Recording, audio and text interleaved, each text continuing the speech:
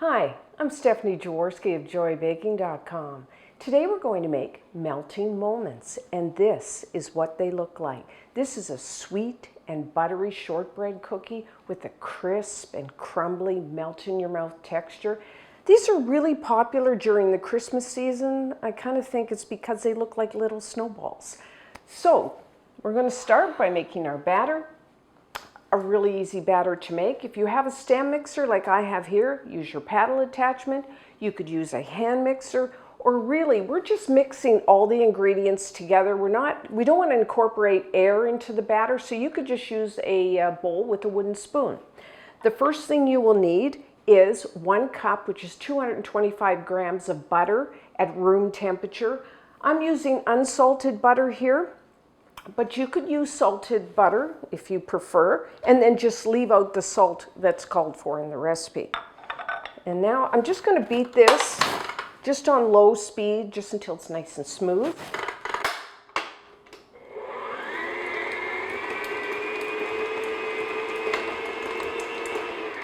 Okay. So next we are going to add, as always, periodically scrape down the sides and bottom of your bowl. Just want to make sure everything gets mixed together. So now we're going to add 1/4 cup, 30 grams of confectioner sugar, or you can maybe know it as powdered or icing sugar. It's not a lot of sugar, and the reason is I don't put a lot of sugar in the batter is because, as you saw on those cookies, we're going to cover the baked cookies in even more powdered sugar. So I just don't want to overdo the sugar in the batter here. And now for flavoring, I'm adding 1½ teaspoons, 6 grams of pure vanilla extract. And now I'm just going to beat this medium-low speed just until the ingredients are mixed together.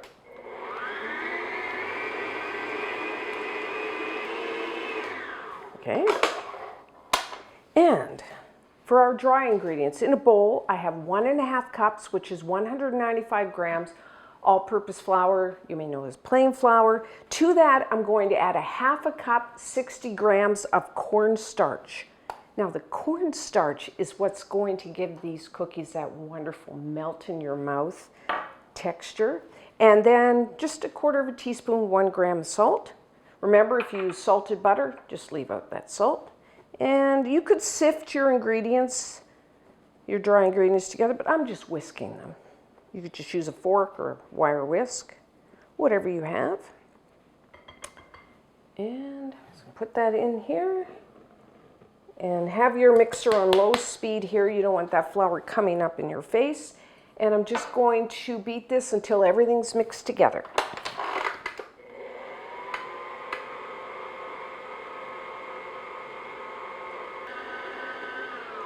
Okay, we're done.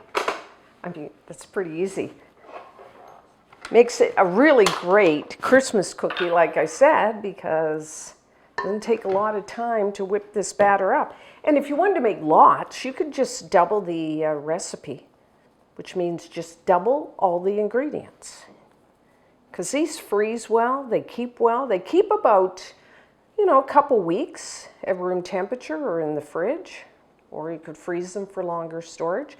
So now this batter, as you can see, is pretty soft. So we have to roll them into little round balls. So what I'm going to do is just put my batter into a bowl, cover it with some plastic wrap, and I'm going to put it into the refrigerator to chill. 1 to 2 hours. I mean, if you wanted to, you could make it ahead of time and keep it in the fridge overnight, but just long enough so that it's cold, so we can roll it into our round balls. So that is what I'm going to do, and when we come back, we will do that and bake them off. So I let the batter chill about an hour, nice and cold. So we are ready to form and bake off our cookies. So you will first need to preheat your oven to 350 degrees Fahrenheit, which is 180 degrees Celsius, and then you will need a baking sheet, and I've lined mine with parchment paper, or you could just lightly butter it or spray it with one of those non-stick sprays. Now, we're going to roll our batter into 1-inch round, which is 2.5 centimeter round balls. So if you do it that size, you will get about 30 cookies. If you have a scale, which I recommend, it's 18 grams per cookie. The important thing is to make sure that every one of your cookies is the same size so that they bake in the same time. So 1 inch would be about a tablespoon of batter if you don't have a scale. And then just roll it to a round. And I've already done most of them. I put 12 on the sheet. They don't really spread much, but just give it a little bit of room between each one. And now to bake. Everyone's oven is a little different. So I'm going to say somewhere between 12 and 16 minutes. Important thing, what you're looking for, they will kind of flatten out. Around the edges of the cookies will just be starting to brown, like they're just tinged with brown. And then later you will see that the underside of your cookie will be a golden brown. I do rotate my baking sheet front to back halfway through baking, that you get more of an even bake that way. So 12 to 16 minutes.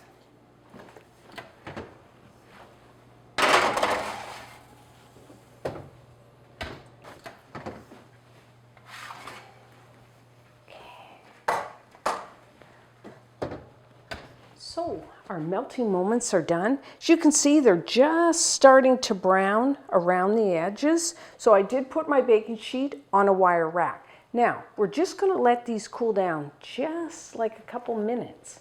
And then we are going to roll them in our powdered sugar. So you will need about 1 cup, 120 grams of confectioner sugar, powdered or icing sugar. And then I am going to sift it because powdered sugar tends to have lumps. So I'll sift it onto, just a baking sheet, a plate, whatever you have.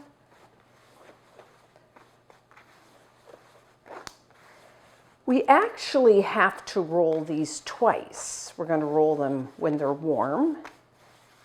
And then it's quite sticky. And then we got to let them cool down, and then we roll them the second time. And that's when you really get that snowball look to your cookies. Okay. So now, you could use a spoon or an offset spatula. Now these are quite fragile, of course, because they're hot, plus they're just a crisp and crumbly cookie to begin with. So just take one, and maybe I'll just turn it over here. Maybe I'll wreck it, but you can see, I wanted you to see that it's golden brown on the bottom. Yeah. So then just put it in, and then you can just kind of toss it around. I don't like too much sugar on the bottom. And don't worry the first time how they look. And then just put on a wire rack. I'll just do one more. If a few break, I'm not against that because a cook's treat. These are so good. Okay, so that's what you do, just like that. And then you let them cool down completely. And then, so that powdered sugar will dry, and then you can roll them again. I'm not going to do that. I mean, you're going to have to do all those, and then. So this is what you end up with once you roll them the second time. Now you can, what's great is you can cover and store these for probably a couple weeks. If you're going to stack them in your container, put either parchment paper or wax paper between the layers so that, you know, the powdered sugar doesn't get all messy. Or you could freeze them. So they're a great, you know, do-ahead Christmas cookie, but really don't limit to just Christmas. So there we have it. And then if you even store them and then say your powdered sugar melts or something, you could roll them again in the powdered sugar just before serving because you want them, I think, you want them to look like little snowballs. So there's the inside and then the outside. Try one.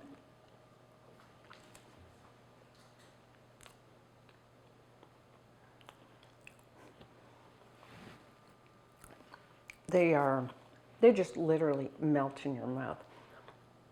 That cornstarch, that's what does that. And they're crisp, and they're crumbly, and they're buttery, and they're sweet. They're just so good. I don't know where the name Melting Moments came from. I don't know whether it's because they melt in your mouth, or it's because when you put them in, put them in the sugar melts on them. I don't know. Whatever, I know, they're really good. So you must try these. And until next time, I'm Stephanie Jaworski of joyofbaking.com.